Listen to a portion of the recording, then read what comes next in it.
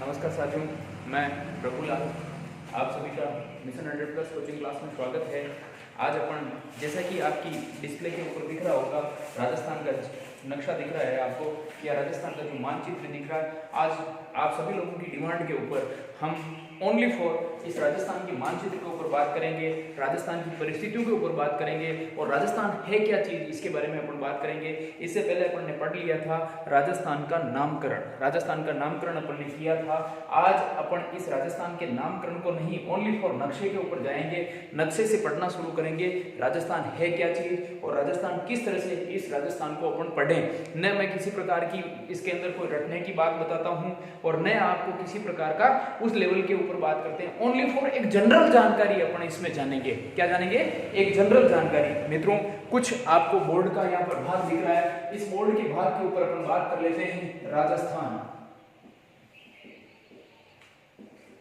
दिख रहा होगा आपको, एक पतंगनुमा, सीधी सीधी गणित करते हैं अपन तो इसको एक पतंगनुमा दिख रहा है आपके सामने। देखिए ये इसी तरीके का दिख रहा होगा, ये पतंग, ठीक है ना। न मैं लंबाई की बात करूंगा न चौड़ाई की बात करूंगा, मैं मात्र आपको एक शिखर की बात करता हूँ। इस जगह की बात करते हैं और उसके बाद इसकी बात करते हैं, उसके बाद करेंगे इसकी बात और उसके बाद करेंगे इसकी बात। तो एक बात सिंपल सी आती है, सीखबो करो,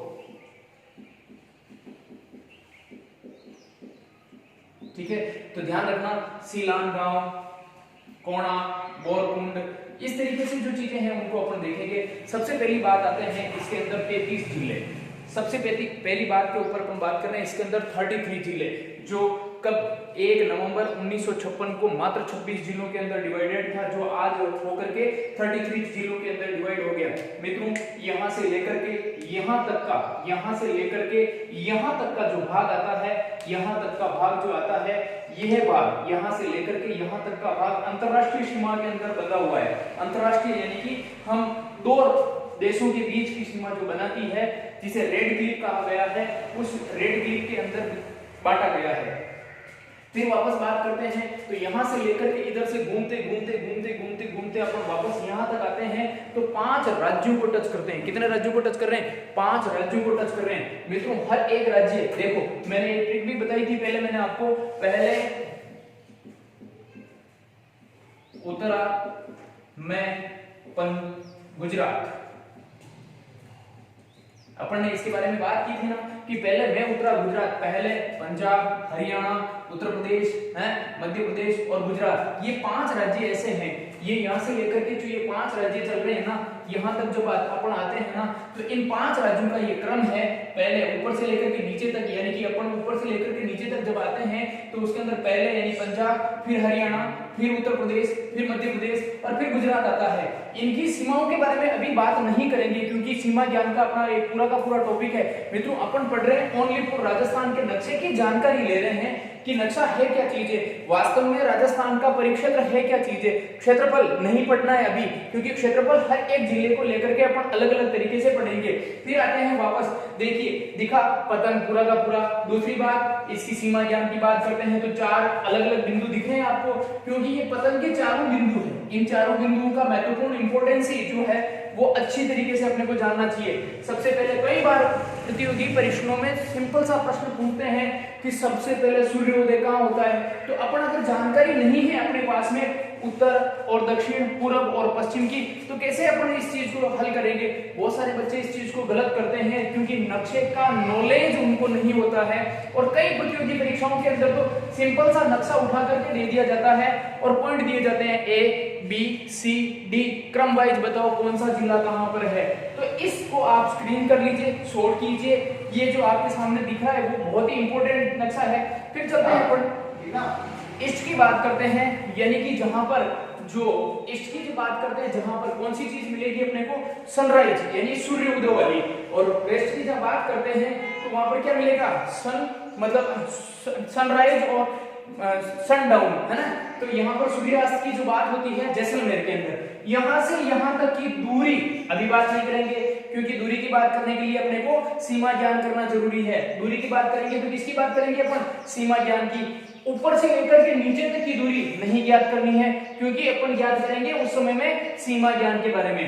बस इतना सा याद रखिए, यहां से यहां तक को सूर्य को पहुंचने में 35 मिनट 8 सेकंड का समय लगता है, यानी कि अप्रोक्सीमेटली 36 मिनट।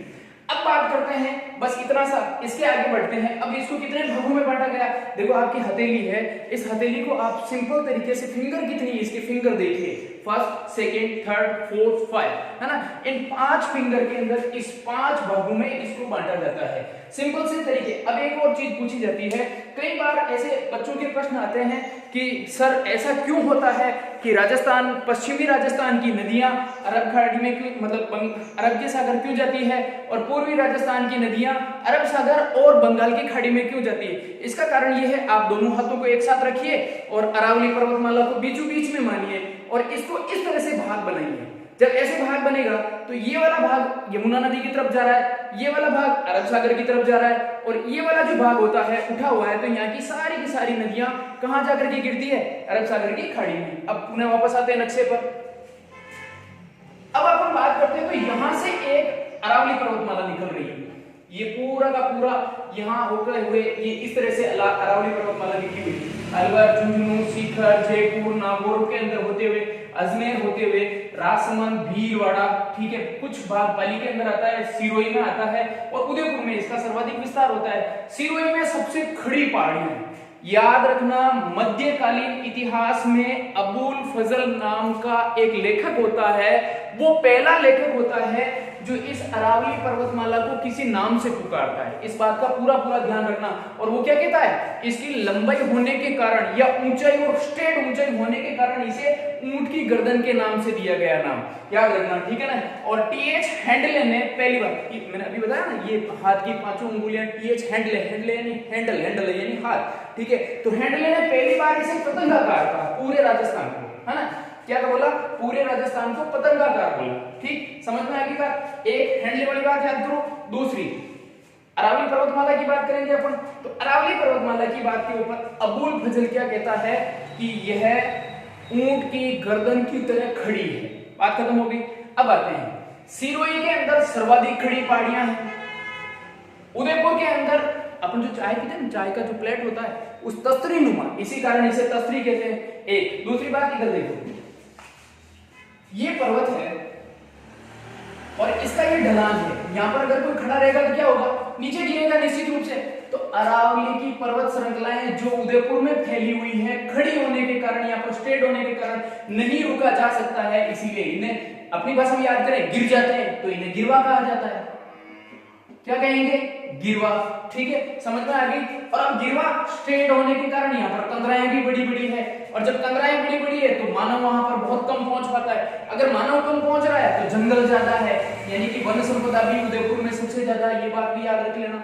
फिर चलते हैं पुनः वापस, तो एक के बारे में बात करें, राजसमंद वाली बात आते हैं। तो राजसमंद में उबड़ खाबड़ पहाड़ियां मिलती है, स्ट्रेट उबड़ खाबड़। एक दूसरी, इसे खनिजों का अजायब घर भी कहा जाता है अरावली पर्वतमाला को। मैं ओनली फॉर नक्शे के ऊपर बात कर रहा हूं, मैं किसी भी भाग के ऊपर भी बात नहीं कर रहा हूं ना।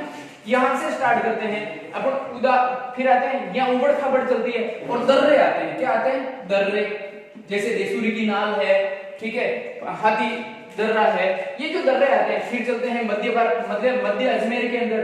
तो मैंने कल एक वीडियो अपलोड किया था जिसमें जहांगीर और टॉमस मूर का वर्णन किया था। मित्रों, ये अरावली का मध्य भाग है, ये अरावली का मध्य भाग ही नहीं है। अब देखो, यहां से लेकर के यहां तक एक स्केल लेकर के लाइन खींचो, यहां से लेकर के यहां तक एक स्केल लेकर के लाइन खींचो, मध्य भाग नागौर आएगा, मध्य भाग नागौर आ रहा है, ठीक है। और मध्य भाग नागौर आ रहा है, तो नागौर के अंदर नागौर, अजमेर, भीलवाड़ा और पाली, ये मतलब इसके अंदर आते हैं। अजमेर के अंदर, अजमेर जोन में, तो मध्य जोन कौन सा आ गया, अजमेर आ गया। समझ में आ गई बात इसको।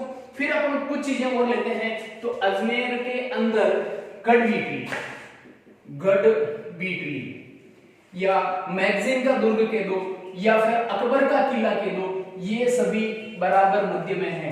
पिछली बार आरपीएससी के द्वारा जो एसआई का एग्जाम्स हुआ था, उसके अंदर कुछ मॉडल टेस्ट पेपर्स वगैरह डाले गए थे, उनमें इसके बारे में काफी अच्छा पूछा गया था। क्या पूछा कि मध्य भाग कौन सा, नागौर, मध्य संभाग कौन सा, अजमेर, मध्य पहाड़ी क्षेत्र कौन सा? अजमेर मेरवाड़ा, क्योंकि यहाँ पर अजमेर और मेरवाड़ा के बारे में बात करते हैं। वो कौन सा है? अजमेर मेरवाड़ा।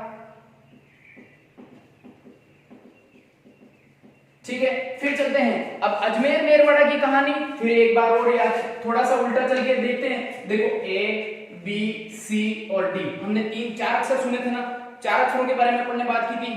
4 अक्षरों के बारे में अपन ने बात की थी, A B C D। ये चारों राजधानियां थी दिल्ली की, मतलब ये चारों राजधानियां थी अंग्रेजी शासनकाल के अंदर भारत की।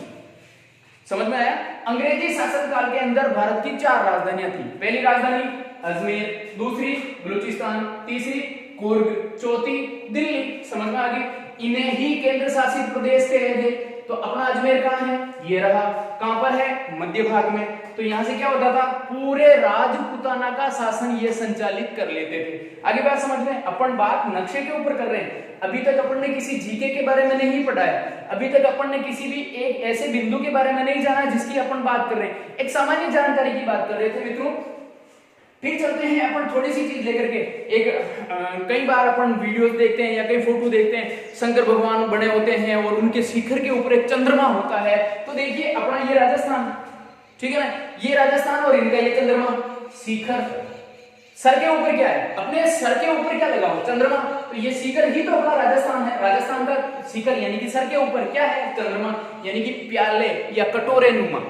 कैसे हैं? कटोरे नुमा। समझ में आ गई बात? तो इसका एक आकार अलग है। तो देखो अपन राजसमंद को तिलक भी कहते हैं, है आपके सामने। फिर उदयपुर को श्रीलंका के समान भी माना गया है। आप समझ, थोड़ी सी चीजें अपन बात कर रहे हैं ओनली फॉर, किसी चीज को लेकर के, किसी एंगल को लेकर के बात नहीं कर रहे हैं अपन। और एक चीज, जैसे अभी अगर कोई नक्शा समझना है अपने को, और राजस्थान को समझना तो बहुत ही इजी है ना, क्योंकि आपको मैंने मेरी क्लास के अंदर कई बार बताया था, जब मैं खड़ा होता हूं तो छोटा हो जाता हूं, और जब मैं सो जाता हूं तो लंबा हो जाता हूं। वाई? देखो, सोने पर लंबाई 869 किलोमीटर, खड़ा होने पर 826 किलोमीटर, यानी कि जैसे ही खड़ा हुआ आदमी छोटा है, सोया लंबा यानी कि चौड़ा होकर के सो रहा, यानी 869 किलोमीटर के ऊपर जा रहे हैं। फिर चलते हैं कुछ चीजें लेकर के। अब देखो 4 ऐसे जिले जो अंतरराष्ट्रीय सीमा को टच कर रहे हैं। एसबीबीजे बैंक, कौन सा बैंक है? एसबीबीजे, श्रीगंगानगर, बीकानेर, बाड़मेर और जैसलमेर। श्रीगंगानगर, बीकानेर, जैसलमेर और बाड़मेर। सीमा रेखा कितनी टच है? 1070 किलोमीटर। समझ में आ गई? फिर भी मैं अभी कह रहा हूं आपको, किसी प्रकार के जीके के प्रश्नों के बारे में अपन बात नहीं कर रहे हैं। एक ब्रॉड माइंडेड एक सॉफ्टवेयर डेवलप करो दिमाग के अंदर के, एक ऐसा राजस्थान है जिसके बारे में हम कुछ देख रहे हैं। और इस पिक्चर को तो इतना दिमाग के अंदर फिट कर लो कि अपने को जैसे ही सोए ये पिक्चर ही दिखे, इसके अलावा और कुछ भी ना दिखे। क्यों? क्योंकि इन 33 जिलों के अंदर से STC, BEd, Rajasthan Patwari, police, RPSC and सब जो कॉन्स्टिट्यूएंट कंबाइंड लेवल के एग्जाम्स होते हैं, उनको इतने आसानी से प्रश्न पूछते हैं जिसकी कोई लिमिट नहीं। कई बार प्रश्न आते हैं कि सर्वाधिक मंदिर श्रृंखलाएं कहां पर है? तो जहां अरावली पर्वतमाला निकली हुई है उसके अंदर सर्वाधिक मंदिर श्रृंखलाएं हैं। खनिज संपदाएं सर्वाधिक कहां है? तो अरावली पर्वतमाला के अंदर है। कई बार ऐसे प्रश्न पूछ लिए जाते हैं, क्योंकि आपको खनिज श्रृंखला के बारे में पता नहीं है तो कैसे पता लगाओगे? समझ रहे हो? और अब जैसे यहां से अगर आप बाय स्केल मैप लेकर के अगर आप इस चीज को क्लियर करके यहां से निकाल देते हो, तो ये पूरा का पूरा क्या है?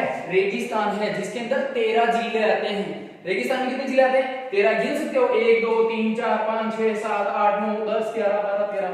समझ में आ रहा ना? ठीक है ना? और यहाँ आते आते अरावली पर्वतमाला क्या होती है? लुप्त प्राय सी होने लग जाती है, परंतु यहाँ से निकल करके दिल्ली में जाकर के क्या बनाती है? रायसेन की पहाड़ियों पर क्या बनता है? अपना संसद भवन बना हुआ है। अब अपन 5 भागों की जब बात कर रहे थे, 5 फिंगर्स की बात कर रहे थे। पहला ऊपर देखिए रेगिस्तान, दूसरा अरावली पर्वतमाला, फिर नदियों का भाग यानी पूर्वी राजस्थान, फिर दक्षिणी राजस्थान और लावा का प्रदेश। ये 5 प्रदेश बने हुए हैं। ठीक है, इसकी 5 भौगोलिक स्थितियां हैं और 4 प्राकृतिक प्रदेश है। भौगोलिक स्थितियां कितनी? 5, प्राकृतिक प्रदेश कितने? 4। अब इन बातों के ऊपर बात की पढ़ने, और पढ़ना क्या है? अपने हाथ को पढ़ो। पढ़ना क्या है? अपने हाथ को। प्राकृतिक प्रदेश 4, प्राकृतिक प्रदेश। देखो इधर फिर भी याद नहीं होता है आपको, फिर भी याद नहीं होता है, कंफ्यूज बड़ी की स्थितियां आती है। प्राकृतिक, प्राकृतिक, फिर याद करना प्राकृतिक, प्रा यानी देखो इसके अंदर 4 छुपे हुए हैं। सिंपल सी 4 है ना, और भौतिक, भौतिक, ठीक है ना। और हिंदी के मित्रों ये 5 है, आप देख लेना, आप हिंदी की दिखा करके ये 5। तो भौतिक प्रदेश कितने? 5, और प्राकृतिक प्रदेश कितने? 4। यानी कि 4 प्रदेशों में प्रकृति ने ही राजस्थान को बांटा है। कौन सा? रेगिस्तान पहला, दूसरा अरावली, तीसरा दक्षिण का भाग, चौथा पूर्वी का भाग। आप समझदार हैं। तो पूर्वी भाग, अब कुछ बात करते हैं। देखिए ये अरावली पर्वतमाला विश्व की ही, भारत की ही नहीं बल्कि विश्व की एक ऐसी जल विभाजक रेखा है कि इधर की नदियां इधर ही रहती है, इधर की नदियां इधर ही रहती है। बात समझ में आ गई? 3 नदियां ऐसी है जो यमुना नदी के द्वारा बंगाल की खाड़ी में पानी ले जाती है। पहली चंबल है, चंबल की 2 सहायक नदियां हैं। ठीक है, समझ में आ गई बात। फिर यहां से बात करते हैं, सर्वाधिक नदियां इस अरावली पर्वतमाला से निकलती है राजस्थान में, और मध्य भाग से निकलती है, यानी कि अजमेर के आसपास से सर्वाधिक नदियां निकलती है। एक ऐसी नदी है जो मध्य भाग इधर भी चलती है और इधर भी चलती है, इधर लूणी है और इधर भी लूणी है, इधर पश्चिमी लूणी कहते हैं और इधर पूर्वी लूणी कहते हैं। तो हम एक एक भाग के ऊपर आने वाले वीडियोस के अंदर बात करेंगे। जब तक आप इस नक्शे को अच्छी तरह से पढ़ें। जय भारत, जय हिंद।